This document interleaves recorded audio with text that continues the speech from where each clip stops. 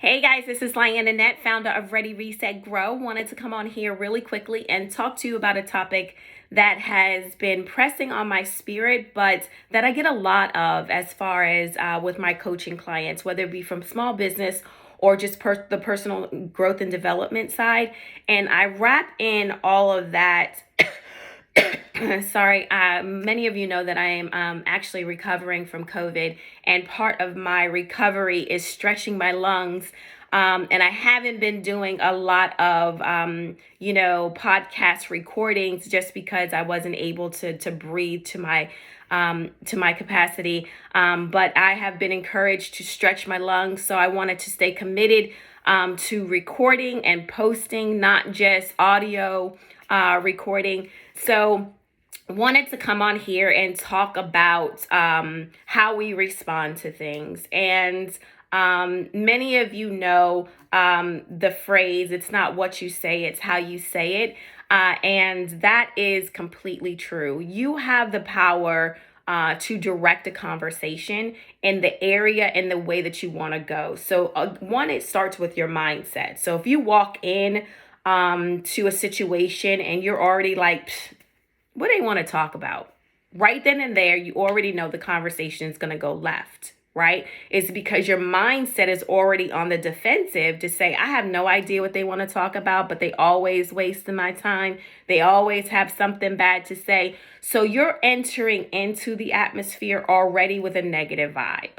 And so that goes back to, it's not what you say, it's how you say it, is because you're going to fall on how you say it, right? You could be speaking truth, but you're going to fall because of your vibes on how you say it. So the way that you say it, your tone, your demeanor, your body language is going to direct that conversation either left, and emotions are going to get, elevated, and things are going to get heated. Voices are going to raise, and now it's a blown out arguments over something so minor and so small, right? Or you can go into the conversation with an open mind and say, you know what, I want to understand this particular person is because they love me enough to come to me and tell me that something offended them.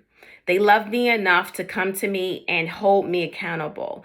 Is because we live in a world where people are just doing whatever. And it brings me back to social media and seeing some particular women just lash out at people in public, and their family is present. And not one person in their family holds that person accountable. It's like, whoa, time out. You are so out of pocket, but I believe that it's an atmosphere thing, is because in that household, they're used to it. They're used to turning it off and not holding that person accountable. So I wanted to go on here because you guys know that I'm big on personal growth and development. Being the best version of yourself is what I strive for, making sure people go from why me to why not me. Why don't I want a better life for myself? Why don't I want to be able to engage on different platforms, not just the platform that I'm comfortable on, but different platforms, and grow as a person? So part of, Ready, Reset, Grow is making sure not only that you thrive within the season that you're in, is because any season, no matter how dark it is, you can win in that season and you could become a better person. But it has to start about how you're receiving things. And this is for the receiver and the person receiving, right? The person receiving and the person actually, however you say it, right? You guys know what I'm talking about. But you have to be able to be approachable, right? But you also have to be able to be the person to receive accountability. And sometimes the truth is very offensive. Is because it makes us look in the mirror and say, you know what? I ain't hitting the bar. I ain't hitting that mark. And so when someone loves you enough to come to you and hold you accountable, or come to you and speak with you and have an open communication and a dialogue with you, just know that that person loves you, because that person can let you go off and say, you know what, that's who they are. But everybody has the capability in them, if you tap into it, to grow, right? To grow as a person, to grow as a sister, to grow as an employee, to grow as a spouse. You have it within you. You just need to tap into it. So I encourage everybody that's listening to this, the next time someone brings something to your attention, make sure that you're open to receive what they have to say, right? But even if what they're saying is very harsh and it may pinch you a little bit, make sure you govern yourself. How you respond to it can take that conversation and move it into the right directive. And you can always start by saying, you know what? I hear what you're saying, right? You just told me that I X, Y, and Z, because that's letting them know that you're listening to them. I want to talk to you. I just don't like the way that your tone is to me. And so for this conversation to move forward, I want to bring everything down, because I want to be able to receive what you're saying and not get offended, right? It's easier said than done. And I've practiced that over the course of the years, is because I was Molly pop off. My anger was out the roof. And I have a podcast coming, and gives you 5 tips of how to overcome your anger and dealing with anger management and what that looks like. And it's only 5. Granted, there are a cluster of other things that you need to do to get your anger under control, and the way that you respond to things under control. But it starts with you being receptive to someone coming to say, hey, listen, this is what it is. Communication 101, being open. Starting small, not really kind of rushing things. And so it brings me to this point, and social media is of the devil, because everybody can say what they can say behind a post, right? But they are not that wise to say it in front of someone, is because they're very aggressive in their words. And you don't have to, and even though words don't hold emotion, when you put certain things behind it, like a ... exclamation point, what's good, and all that stuff brings emotions to a comment. And it's like, wait, time out. And I'm famous for just saying, you know what, we have a difference of opinions. Doesn't make it right, doesn't make it wrong. It just makes it what it is. Make sure that you have a good day. And when you dismiss things in a way, saying, I'm not dismissing what you're saying, because you're entitled to tell me how you feel. I'm just not going to go back and forth with you if we're not going to get to an end point where we can have a mutual agreement to disagree. Right? I'm not going to sit in a rat race wheel with you and constantly keep on going and going and going and going, and we never resolve anything. That's tiresome, that's draining, and that's aggravating. And part of, having a platform is being responsible for that platform, right? Do I hit the mark all the time? Absolutely no. But am I cognizant of when I'm not hitting the mark? Absolutely, because I hold myself accountable. And that's part of my personal growth and development, right? So another thing, right? Many of you know that I am single, mingling for sure. But another question that I get, again, it goes according to how you respond to it. I can't tell you that 4 months ago I responded well to it, because, the question has always been, what do you bring to the table as a single woman, right? And sometimes I'm like, how the hell do I answer that question? What do I bring to the table without listing my achievements? It's like putting my resume out there. And part of me was offended. It's like, why would you inbox a female asking her what she brings to your table, not thinking that she has a table of her own, right? And so, I pressed in my spirits because I am a woman of God. I wanted God's perspective of it. I wanted God's intake of, how am I supposed to respond to this? And, he always presses me in a way where it says, you have to tame your tongue. And it's not what you say, it's how you say it. So I got hit with the question not too long ago. Now I'm recovering from COVID. My emotions are everywhere. It's because I'm trying to heal. I'm trying to recover. I'm trying to stay healthy.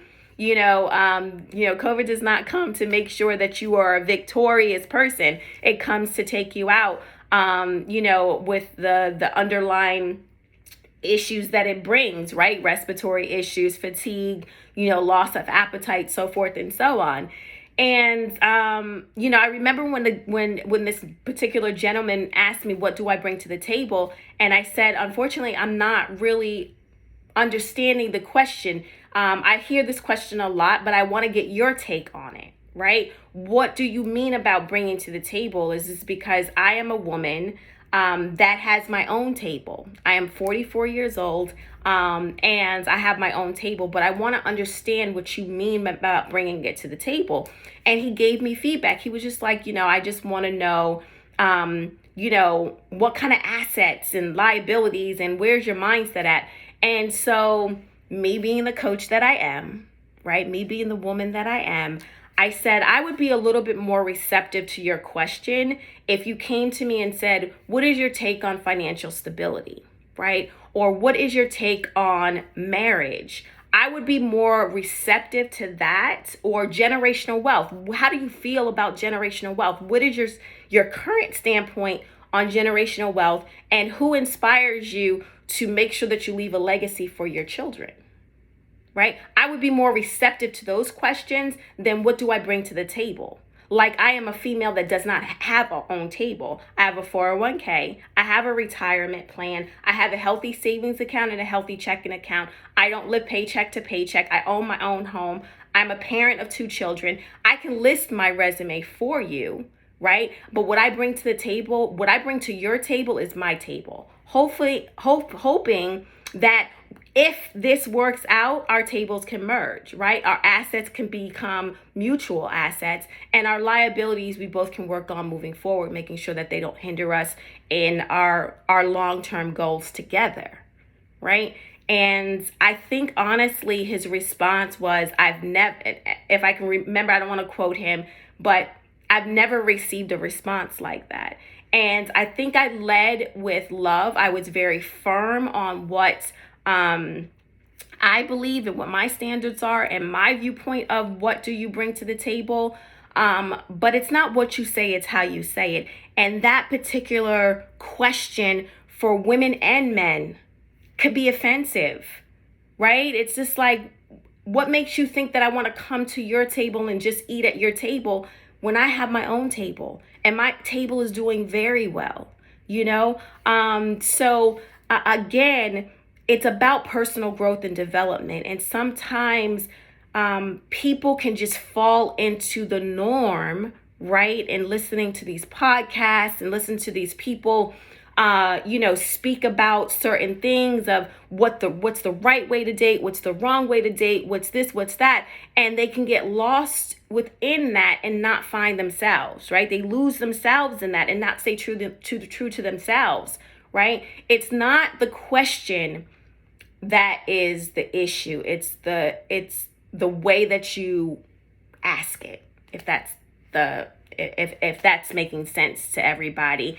But so I just encourage, I encourage people to be mindful of your words, to make sure that you lead with clarity. And that's the only thing that you're seeking, is to make sure that you're understanding the person that's sitting in front of you, whether it be your boss, your coworker, your daughter, your son, your ex-husband, your spouse, your girlfriends, making sure that you're sitting in front of somebody and saying, hey, listen, I need some clarity, because the way that question came out, it could be offensive, and I'm feeling a little bit of offended by it, but I know that for you to come to me and speak with me about that you have enough respect for me, and that you want to get my insight, that you want me to understand. And so, we can get to a mutual position where it's not tension,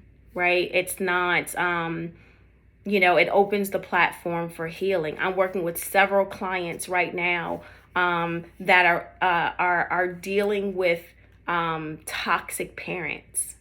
Okay, toxic parents, toxic spouses.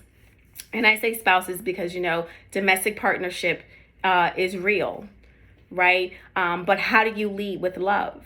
How do you lead with compassion and empathy? And how do you take self out of it, right? Someone has to remove self to get to the point of reconciliation, to get to the point of healing, to get to the point of developing yourself. Everything that you're put in, every situation that comes your way is there to grow you. So I absolutely love you guys. Make sure that throughout the week you are leading with love, you're receiving with love, you're leading with clarity, and the understanding is that I want to understand where you're coming from, but lead in truth. Be firm. That you don't have to say things in a harsh way. You can be very firm and direct, but pleasant, right? Practice, and you can practice by saying this. If you want to take this from me, you can. And I learned this in therapy. I'm understanding what you're saying, but I'm feeling a little bit defensive right now. Is this because your tone is not allowing me to receive what you're saying? And for me to understand what you're saying and really get down to the bottom of it, how about we just take our tone down? And so therefore I can listen to you and not be offended by what you're saying and feeling attacked, right? It's a great way to start. You can form it in the words that you're willing to use that sound like you.